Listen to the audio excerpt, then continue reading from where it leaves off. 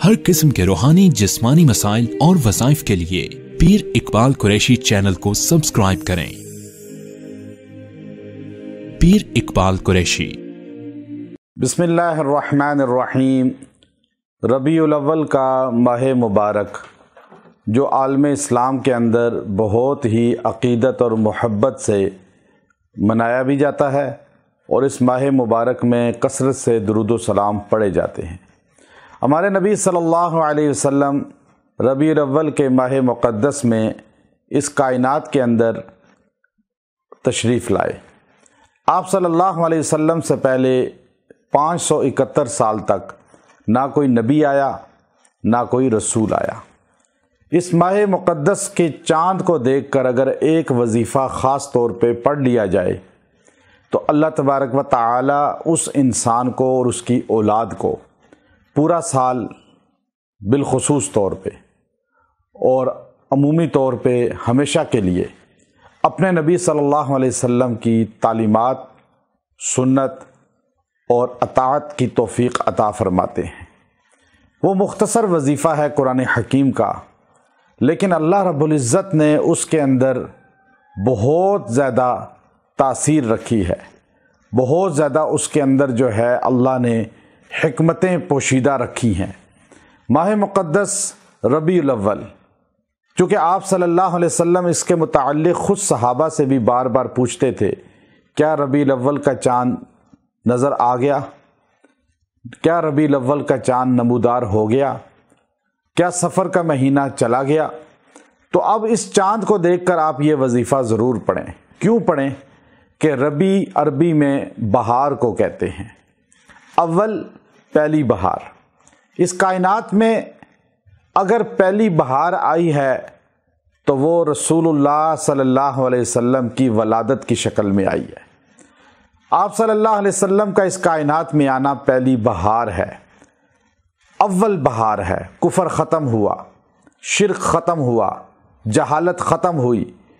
571 سال تک انسانیت اللہ کو بھول چکی تھی، اور عیسیٰ علیہ السلام اور رسول اللہ صلی اللہ علیہ وسلم کے درمیان 571 سال ہیں، اتنا گیپ ہے۔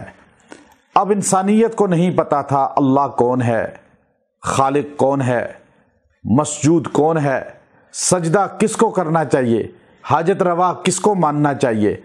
اب یہ ایک تعارف رسول اللہ صلی اللہ علیہ وسلم نے کرایا، اور آپ علیہ السلام سے پہلے جو نبی آئے ان کو مسیح علیہ السلام کہا جاتا ہے۔ عیسیٰ اور مسیح دونوں نام قرآن حکیم میں ہیں۔ اب مسیح عربی زبان میں کہتے ہیں سیاحت کرنے والے کو، تو عیسیٰ علیہ السلام جو ہے وہ سیاحت کرنے گویا کے تشریف لائے۔ آپ نے آ کر معائنہ کیا کہ کیا میدان بن چکا ہے، چونکہ سٹیج لگتا ہے جب کوئی جلسہ ہوتا ہے اور کوئی بڑا آنا ہوتا ہے۔ اگر وزیر اعلیٰ یا وزیر اعظم کسی جگہ پر آئے تو وہاں جلسے سے پہلے سٹیج لگتا ہے، اس سے پہلے ڈی سی اور اے سی وہاں پر معائنہ کرتے ہیں، ادارے معائنہ کرتے ہیں، اور اوکے کی رپورٹ آخر میں دی جاتی ہے کہ وزیر اعظم صاحب تشریف لا سکتے ہیں۔ اسی طرح اللہ نے نبوت کا سٹیج سجایا، تو آدم علیہ السلام سے لے کر حضرت عیسیٰ علیہ السلام تک تمام نبیوں کو بھیجا۔ ہر نبی نے کہا کہ مبشر ہمارے بعد محمد صلی اللہ علیہ وسلم آئیں گے، اور آخری نبی وہ ہوں گے۔ اور عیسیٰ علیہ السلام نے تو باقاعدہ اعلان فرمایا، آپ نے معائنہ کیا، آخری معائنہ کر کے، مسیح عربی میں معائنہ کرنے والا، سیاحت کرنے والا، گویا کہ آپ نے اوکے کی آخری رپورٹ دیتے ہوئے سورہ صف قرآن حکیم میں یہ اعلان ہے آپ کا، اور یوحنا کی انجیل کے اندر بھی ہے، برناباس انجیل کے اندر بھی ہے کہ آپ نے فرمایا مبشرم برسول یأتی من بعد اسمہ احمد، کہ میں نے تمام معائنہ کر لیا، اب میں بشارت دیتا ہوں کہ میرے بعد احمد صلی اللہ علیہ وسلم تشریف لانے والے ہیں۔ اور حدیث کو جو ہے، خطاب کو، یوحنا کی انجیل میں عیسیٰ علیہ السلام بیٹھے ہوئے تھے، آپ کے حواریین تشریف لائے کہ آپ جا رہے ہیں ہمیں چھوڑ کے؟ آپ نے کہا مجھے جانا ہے، اگر میں نہیں جاؤں گا تو وہ نہیں آئے گا۔ کہا وہ کون ہے؟ کہا جو گناہگاروں کو پاک کرے گا، بھٹکے ہوئوں کو رستہ دکھائے گا، بگڑے ہوئوں کو سدھارے گا، وہ محمد صلی اللہ علیہ وسلم ہے۔ تو اب حضور علیہ الصلوۃ والسلام تشریف لائے تو پہلی بہار آ گئی، چونکہ بشارت 1.25 لاکھ نبیوں نے دی تھی اور معائنہ کر کے عیسیٰ علیہ السلام نے اعلان کر دیا تھا۔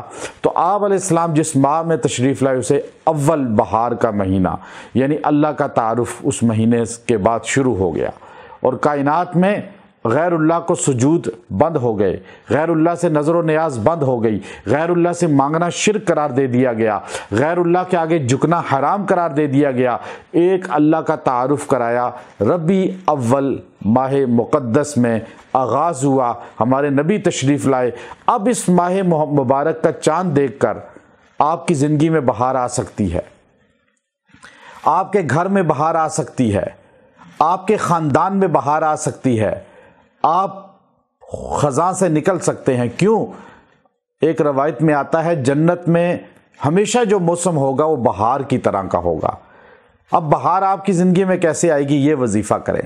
آپ کے گھر میں بے سکونی ہے، نفرتیں ہیں، جھگڑے ہیں، آپ بے دینی کی طرف جا رہے ہیں، آپ کے اولاد بے دینی کی طرف جا رہی ہے، آپ یہ وظیفہ مقدس کر لیں۔ قرآن حکیم کی آیت ہے، اب وہ آیت کریمہ مختصر ہے اور سورہ احزاب کے اندر ہے، لقد کان لکم فی رسول اللہ اسوۃ حسنہ، لقد کان لکم فی رسول اللہ اسوۃ حسنہ۔ چاند دیکھیں اور عشاء کے بعد فجر سے پہلے کسی بھی وقت چاند دیکھ کر، جو جس ملک کا ہے وہاں کا چاند دیکھ کر یہ وظیفہ 111 بار پڑھے، اور پڑھ کر پانی پہ دم کر کے اپنے گھر والوں کو کھلا پلا دے، چاہے پورا سال پلاتا رہے، اور اس کو دعا بھی کرے پڑھ کر، اور پھر جب کوئی بے دینی کی طرف ہو تو اس کو 70 بار اس پہ دم کر کے اس کو پلا دیا کرے۔